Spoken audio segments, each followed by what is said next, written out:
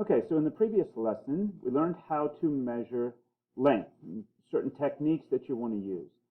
And so I want to show you next what we can do with the length, and that is to calculate the volume. Now, let me give you a definition of volume first, and then I'll show you how our length measurements are used for that. So, volume describes the amount of space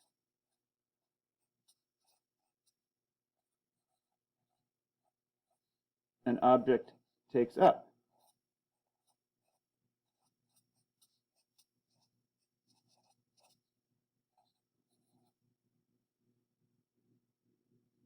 Get that down. If you need to pause, of course, you can always pause and slow me down a little bit. So let me tell you a really familiar way for you to know what volume is. If you've ever worked in the kitchen and you've measured cups of things, like a measuring cup, that's a volume. Or small volumes would be like tablespoons and teaspoons, okay? Fluid ounces, right? I'm not talking about ounces on a scale, but fluid ounces. Sometimes if you're following a recipe, they want, 3 ounces of this or 10 ounces of that, okay?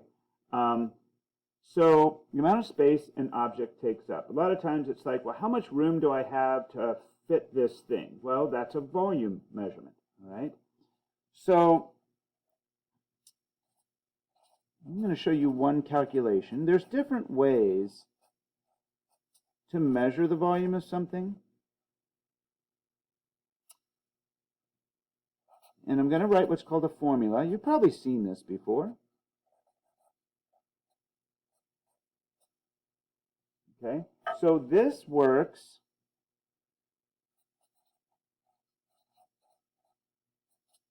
for what we call rectangular solids, boxy things.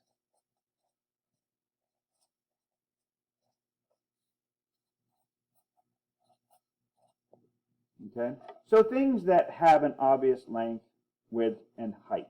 All right. Now, some people get worked up over, well, which one should you call the length, the width, or the height? And the answer is, it just doesn't matter. It depends on how you're holding something. So as long as you measure all 3 different dimensions of the rectangular object, you can put any number in for any of those 3. And then you just multiply them together, okay? So let's take a box. Here's a box here. I'm going to measure the volume of it, okay? So let me adjust my camera a little bit so you can see how I'm going to be doing my measurements. So here's a box I just happen to have laying around, and I'll use it to demonstrate what we mean by measuring the volume. So I need all 3 dimensions. So here, this is the longest dimension of the box.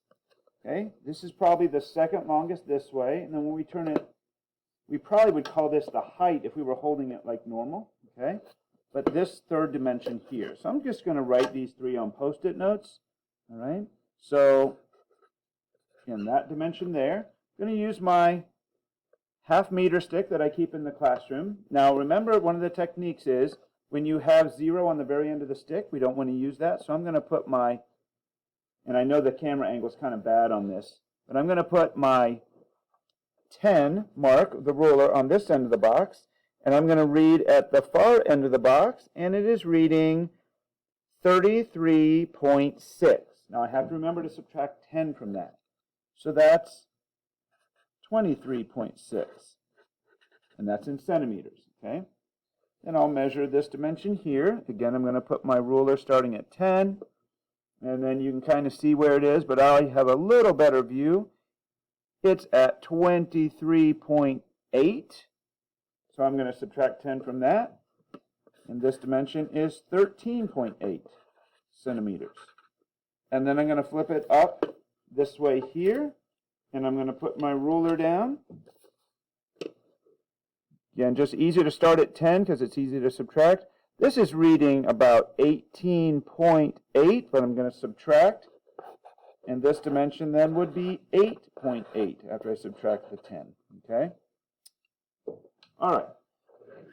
Now, whenever you're in this class, and I'm speaking for any teacher, not just me, you want to make sure you always show the work that you're doing, okay? So here's what I mean by showing the work. All right? Suppose you're asked for the volume of the box. All right? The first thing you do is you write down what we call the formula. And these are just going to be in letters. And that's just copying what I wrote above. Length times width times height. That tells a teacher, yeah, I know how to find this.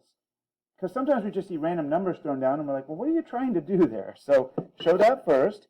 And then in the next step, you write V equals again, but replace each of these three letters with the numbers that came from your measurements. Okay? So again, one was 23.6. I don't care what order you would write them in. And then you write times, and then the width, 13.8 centimeters. And then my height, 8.8 centimeters.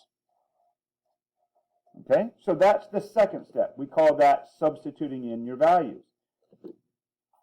And then the third step would be your final answer that you would get from probably using a calculator. Okay, so I'll grab a calculator, and we'll punch this in and see what we get.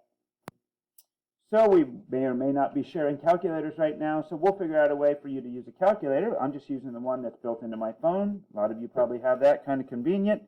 And so I'm going to do the multiplication. Now you got to be careful because you don't see on the display like you do on some calculators what you're doing, so it's easy to hit the wrong number. I recommend you do these twice just to make sure. So 23.6 times 13.8 times 8.8. Check each number before you hit that, and then equals. Okay? Now, it's hard to know just how many digits to write down. Generally speaking, you don't need to write down any digit. Usually, if there's this many digits, you can just go to the decimal point, okay? But you do have to think about rounding. So, for example, because after the decimal point there's a 9, this is actually really close to 2866, much closer than that, okay?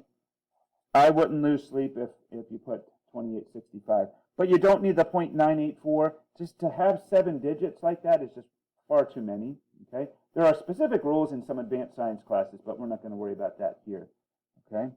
So just to be sure that I did that right, what I recommend is you do the multiplication backwards, just to be sure you didn't have a little typo as you were punching it in. And those three give me the same number, okay? 2866. Now, here's the most easy thing to forget, okay? So again, we wrote the formula with letters. We wrote the formula again, but we substituted in our measurements in place of the letters. And then we write V equals, and then we put in the number from the calculator, and then we put in the units that the volume is measured in. So if you've measured all three lengths in centimeters, the unit is called cubic centimeters, or centimeters cubed. You'll sometimes hear it called cc's, like in the medical field they call it cc's. So many cc's of blood, so many cc's of an IV fluid. But in the science class, we write centimeters, and we put a little exponent of 3. And we say cubic centimeters or centimeters cubed, whichever one you're comfortable with, okay? So 2,866 cubic centimeters. And on numbers bigger than 1,000, please put a comma in after the place. So it's hard to see with a lot of digits sometimes, and we have to like mentally put commas in. I'm talking about teachers. So please put commas in if you have real big numbers. And for super big numbers, we learn a technique called scientific notation, which I'm not going to get into here, okay? So there's an example of a volume calculation that just comes from 3 dimensions. If you have anything other than a rectangular solid, there's some other techniques that we'll teach you at another time, okay?